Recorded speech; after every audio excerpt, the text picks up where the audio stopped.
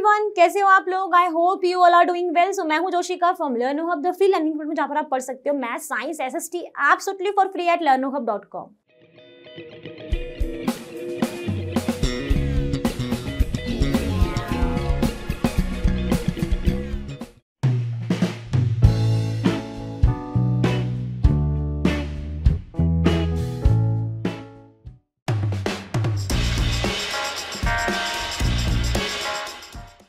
सो चलिए स्टार्ट करते हैं। क्वेश्चन नंबर 6 में बोला क्या है गया है? क्वेश्चन नंबर 6 में बोला है कि find the length of the side of a square whose area is given to you, है ना? ठीक है। अब आपने इस चैप्टर में स्क्वायर क्या हो, कैसे निकालते हैं, स्क्वायर रूट्स कैसे निकालते हैं, एरियाज के सारे फॉर्मूले आपको पता ही है और कंसेप्ट भी आपको पता है, तो उन्हीं के बेसिस पर उनको सॉल्व करते हैं। तो चलिए, आपको क्या बोला है, आप मान लीजिए let the length of the side of a square be x। आपने x मान लिया, ठीक है। now you know that area of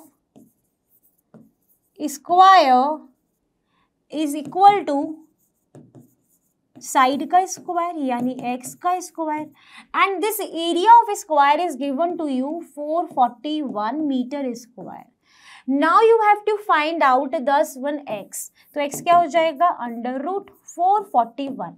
Now आप मुझे बताओ कि कैसे फाइंड करते हैं स्क्वायर रूट? तो क्या करते हैं, पेयरिंग करते हैं। स्क्वायर है तो 2 की पेयर 2 चलते हैं। आप राइट हैंड साइड से चलेंगे तो आपने ये 2 का पेयर बनाया, ही अकेले का पेयर बना, ठीक है। अब फाइंड करते हैं। आपने लिखा 441, ठीक है। अब आपको दिख रहा है, आपको स्क्वायरिंग में करना है। 2 2 जा 4, 2 2 जा 4 हो गया 4, ठीक है। 0 हो गया इधर। ये 2 और ये 2 क्या हो जाते हैं, ऐड, कितना हो गया 4। यहाँ पर आप इनको लिखोगे 41, आपने एज इट इज लिखा क्योंकि पेयर में लिखना है, ठीक है। अब मैं यहाँ पर क्या लेकर आऊँ जिससे मेरा 41 आ जाए, मैं 41 ही 1 लगा दूंगी, तो ये हो गया 41, 1 जा 41, कैंसिल हो गया। 21 का जो स्क्वायर है वो आपका आता है 441, ठीक है। देख लो करके, 21 1 2 2 4 441 इज द रिजल्ट। तो आप इस तरीके से आप किसी भी नंबर का आप स्क्वायर रूट निकाल सकते हो। अब आप क्या लिख दोगे फाइनली आप लिख दोगे hence the length of square is 21 metre. हमेशा लेंथ जो है वो मीटर में रहती है, एरिया जो है वो मीटर स्क्वायर या सेंटीमीटर स्क्वायर में रहेगा, ठीक है। हम बढ़ते हैं हम नेक्स्ट। तो चलिए बात करते हैं क्वेश्चन नंबर 7 की, जिसमें बोला गया है कि in a right triangle ABC angle B is equal to 90 degree. यानी आपको राइट ट्रायंगल की बात की गई है, आपने राइट ट्रायंगल बनाया, ऐसे ही बनता है। एंगल B जो है वो 90 डिग्री है, यानी ये वाला B हुआ, ये A हुआ और ये C हुआ। अगर ये 90 डिग्री है तो इसके अपोजिट जो साइड है वो क्या कहलाती है, हमारी हाइपोटेनियस। तो AC क्या हो गया, इसमें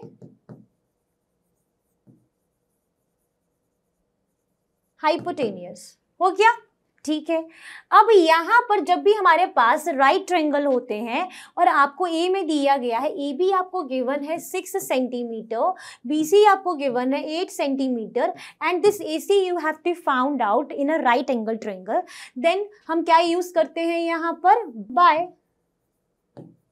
पाइथागोरस थ्योरम। वो क्या कहती है, hypotenuse square is equal to perpendicular square plus base square, यही कहती है। इसको मैंने इसमें डाला। हाइपोटेनियस आपका ये है, परपेंडिकुलर आपका ये है, बेस आपका ये है। तो इसको मैं इस टर्म में क्या लिखूंगी, AC स्क्वायर, परपेंडिकुलर क्या है आपका AB square plus BC square is the base. BC is the base, not BC square is the base. AC square that you have to find out. यहाँ पे आप वैल्यूज रखोगे 6 का स्क्वायर प्लस 8 का square, which will become 36 plus 64, it gives you the result 100, है ना। ये क्या आया है आपका AC square. From here AC क्या हो जाएगा, अंडर रूट 100. अब under root 100 that everyone knows that 100 is the square root of 100 is what, 10 centimetre is the answer. आपका आंसर आ गया इसका. ठीक है, अब इसके बी पार्ट में क्या दिया है, आपको AC गिवन है, BC गिवन है, आपको AB निकालना है. ठीक है, तो यहाँ पर अब हम क्या करते हैं, सब कुछ सेम ही रहेगा, सिर्फ चीजें क्या चेंज हो जाएंगी, अब ये सब चीजें चेंज हो जाएंगी.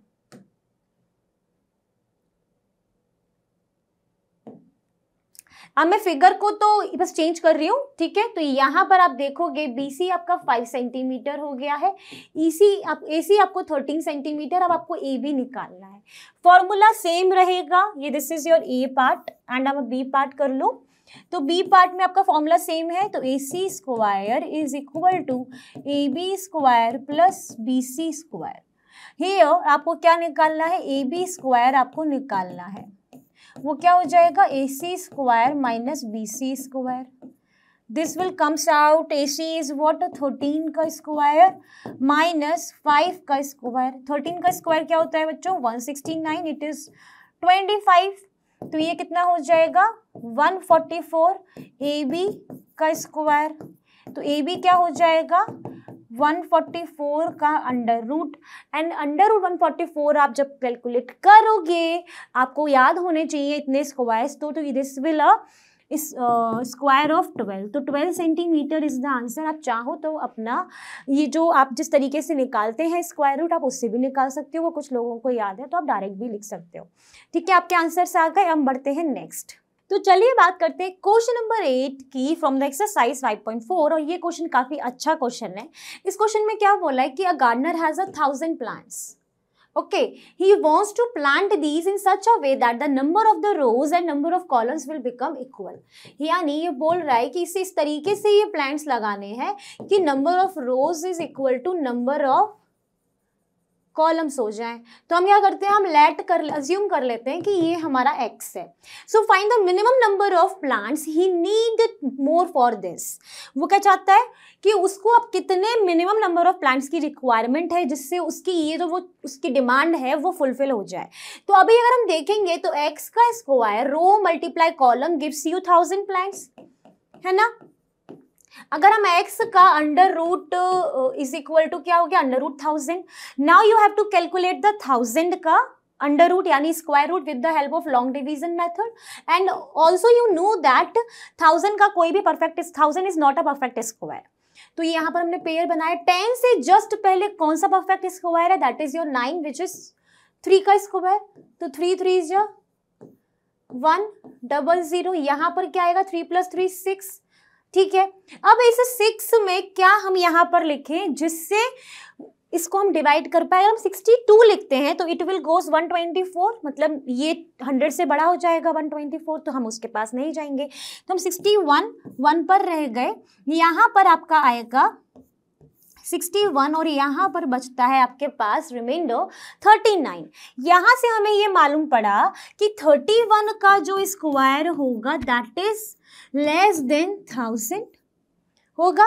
मतलब 1000 के पहले जो परफेक्ट स्क्वायर अवेलेबल है दैट इज योर 31 का स्क्वायर.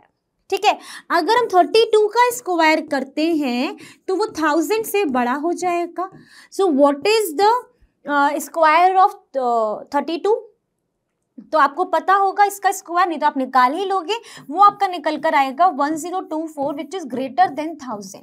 तो 1000 में हम कितना और ऐड करें जिससे ये परफेक्ट स्क्वायर बन जाए.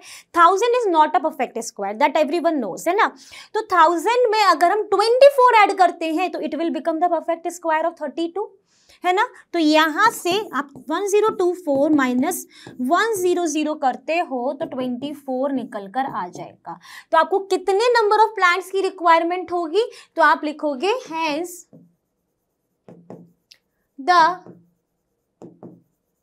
Minimum number of plants he needs more for this is 24। अगर आपने 24 प्लांट्स और ले आए और ये बन गया 1024, तो आपका ये बन गया परफेक्ट स्क्वायर।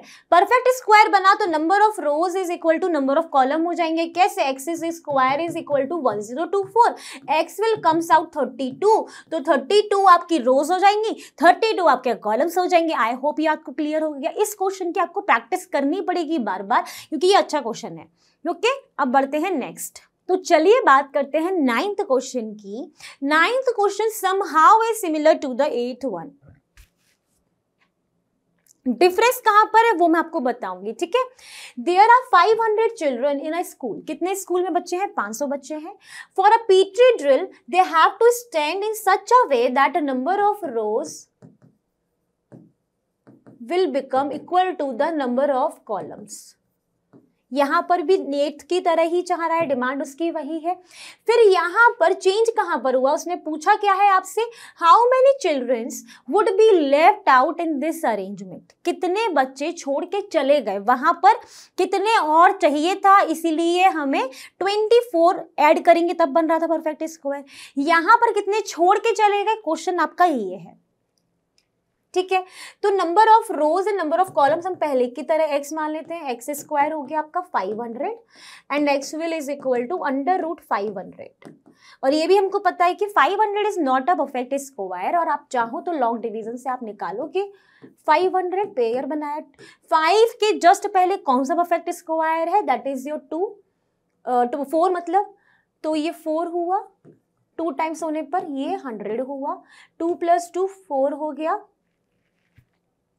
अब कितने टाइम्स आप यहां पर दोगे, सोचो इसके बारे में। अगर मैंने यहाँ पे 42 करती हूं तो इट विल कम्स आउट 84, है ना, 84 हो जाएगा। 42 2 जा 84, रिमेनिंग कितना है बच्चे, 16 इज द रिमाइंडर।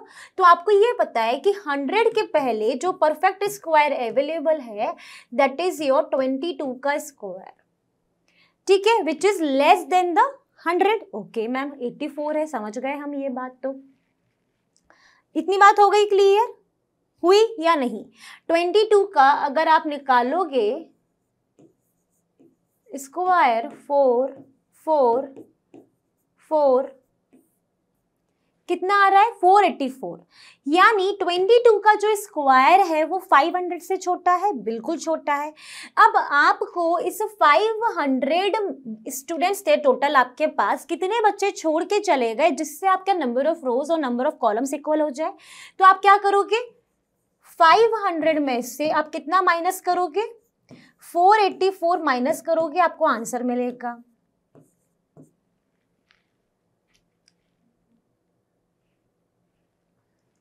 16 आपके अगर चिल्ड्रंस यहाँ से लेफ्ट आउट हो जाते हैं तो आपके पास कितना आ जाएगा, 16 जैसे ही इसमें से गए 484 बचेंगे।